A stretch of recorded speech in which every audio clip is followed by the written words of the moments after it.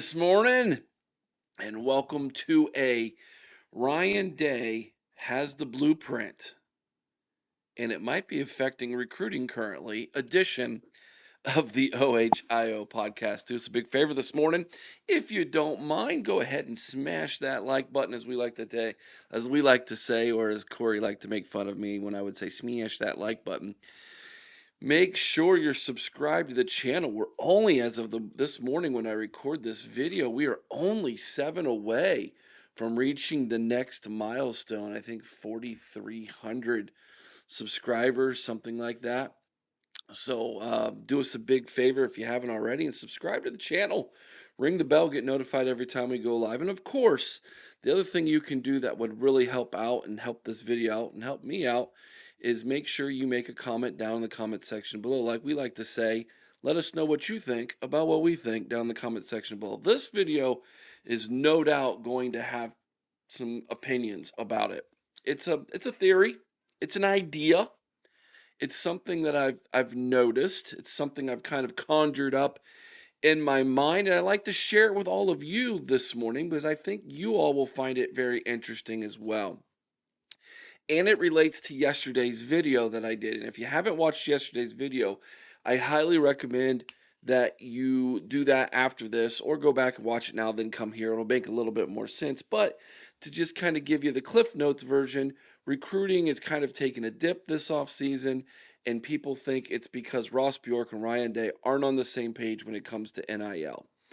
Now, this is the turn the page, other side of the coin, if you will, reversed engineered philosophy theory, whatever you want to say, on why that might be happening. And it's not because Ross Bjork and Ryan Day disagree on how NIL funds could and should be used when it comes to recruiting. Ohio State obviously has a philosophy when it comes to recruiting.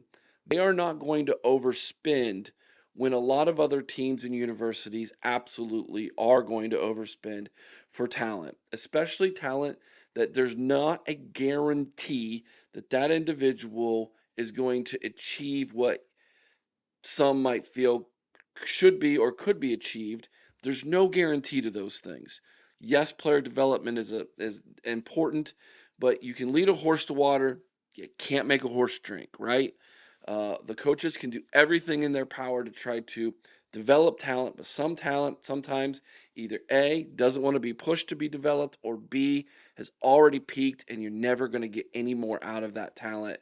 And that talent gets overpassed by 3, 4 stars who weren't as ranked as high as the individuals who aren't as developed.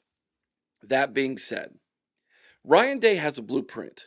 That blueprint worked to perfection last year in the playoffs. Let me explain. It started with the offseason.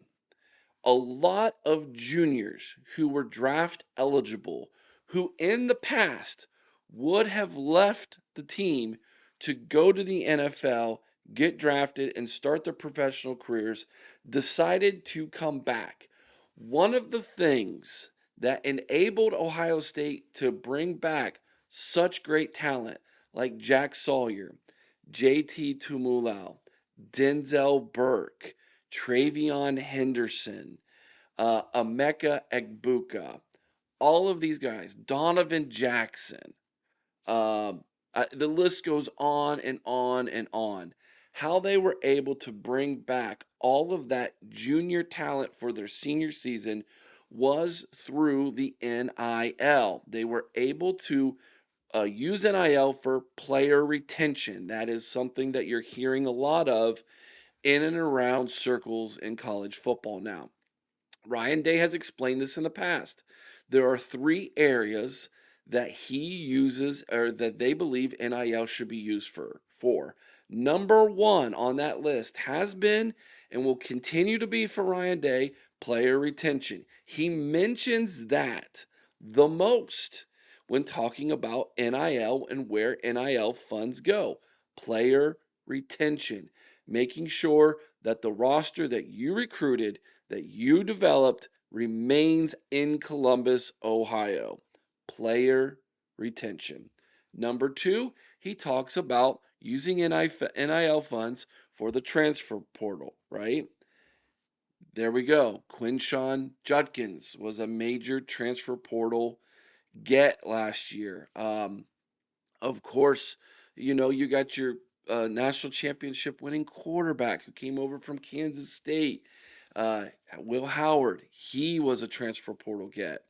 Using NIL funds to help fill the gap, fill the holes on the roster that have been made because of players leaving in the transfer portal and or because players leaving early and or because of misses in recruiting, right? So, number 1, player retention. Number 2, transfer portal, and then he gets to number 3, recruiting. Ohio State, like I said, is not going to spend all those NIL funds when it comes to recruiting, which is what you're seeing a lot, which is one of the reasons why you see so much player turnover on these rosters, in my opinion.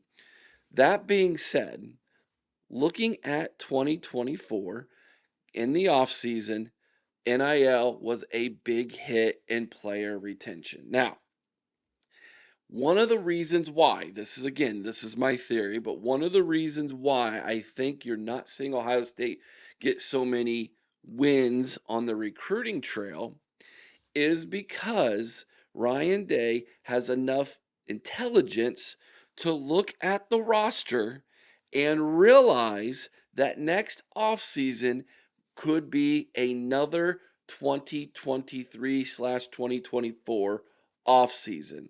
Here's what I mean by that. If you just take a quick look at the roster, Ohio State is set up with a ton of second and third year talent on this roster. As far as this is their senior year and this is their last opportunity, there are a handful of players that no matter what you're going to do, they're going to graduate and move on to the NFL. And the majority of that is on the defensive side. You got Sonny Styles, for instance, Caden Curry on the defensive line, Davison Igbinosun at cornerback, if I'm not mistaken. Those are the three off the top of my head that come to mind who are seniors. And CJ Hicks is another one, right? Although he's not a starter, neither was Caden Curry, but they obviously are vying for starting positions and are expected to make huge impacts this season on defense. On the offensive side, you have again the transfer portal get CJ Donaldson, the running back CJ Donaldson. So those are some of the seniors, but the majority of the talent that is expected to be developed, have an opportunity to crack the starting lineup and play are sophomores and juniors. Okay. Some of them are fourth year juniors, but they're still juniors. So if Ohio State, in their thinking, looks at 2025 as a transition year between 2024, when they had the best roster in college football, and 2026, when they quite possibly could have the best roster in football, college football again, then it would make sense that Ryan Day, Ross Bjork, those who understand the finances of this team, how NIL works, and what they probably will be using NIL for, will be saving back, if you will, a large portion of NIL for player retention next offseason to try to do the same thing they did in 2024 when they were able to retain the majority of that roster, who then went on to win a national championship. Maybe that's what they're thinking here. Maybe they look at this roster like I have and said, you know what? They're not going to lose a lot of talent at the end. There's going to be some seniors who move on and they're going to go to the NFL, but it ain't going to be 12, 13, 14 guys like we just saw, unless a lot of those juniors leave and go to the NFL.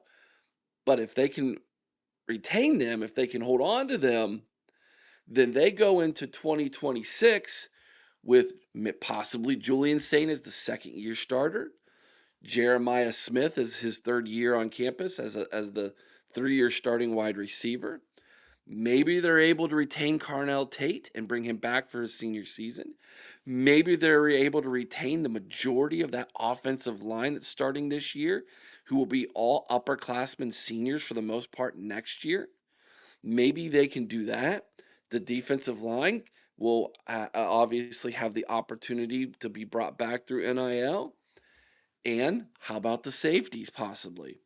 So there is a ton of opportunity there for Ryan Day to say, my best roster when compared to 2025 and 2026 could be 2026. And it could be very similar to what we had in 2024 when I was able to use NIL, $20 million roster, right? To retain a lot of that talent that was then able to go on and win a national championship. And possibly that is the blueprint Ryan Day and this coaching staff are looking at as well. That doesn't mean that they're not going to give their very best effort in 2025. What it means is, though, the talent that's playing in 2025 isn't as experienced, and it's gonna take some growing pains more than likely. But if they're able to get past those growing pains, retain that talent, they go into 2026 just like or very similar to how they went into 2024. And that ended pretty well for Ryan Day and the Ohio State Buckeyes. It's a thought, it's a theory, it's an idea, and maybe it's what is actually being talked about behind closed doors that no one else has mentioned, and you've heard it here first on the OHIO podcast. Again, hit that thumbs up if you don't mind. Let me know what you think about what we think down in the comments section below. And if we've earned your subscription, tip of the hat to you. We appreciate it. Don't forget, tonight, 8 o'clock Eastern, former Buckeye, this guy right there, my cousin, Ryan Miller, president of Second and Seven, he will be here with us. We're going to talk about Dave Portnoy and Fox Big Noon Kickoff and Barstool Sports. We're going to talk about all this offseason recruiting stuff. He's excited to dive into that with all of us. And we're going to talk about Second and Seven and how you all can help us raise $500 for our second little free library through Second and Seven. We have one over on the east side of Delaware. We want to put one in the neighborhood that Chris lives at in Marion. We want to do two with Second and Seven, and you all can help contribute to that. We need to raise $500 more, and we will be able to purchase that little library from Second and Seven, and with their help, stock it free with books for children in Marion County, just like we did right here in Delaware County. And you all can help us, and we want to invite you to come and be a part of that tonight to find out how you can help donate to Second and Seven and the OHL podcast to make that happen. All proceeds, every penny will go to that project this evening. So please join us at 8 o'clock Eastern tonight, right here on the OHIO podcast. Till next time, be kind to one another. I owe someone's OH. Sing Carmen High with all your heart. You all know what to do. Go Bucks.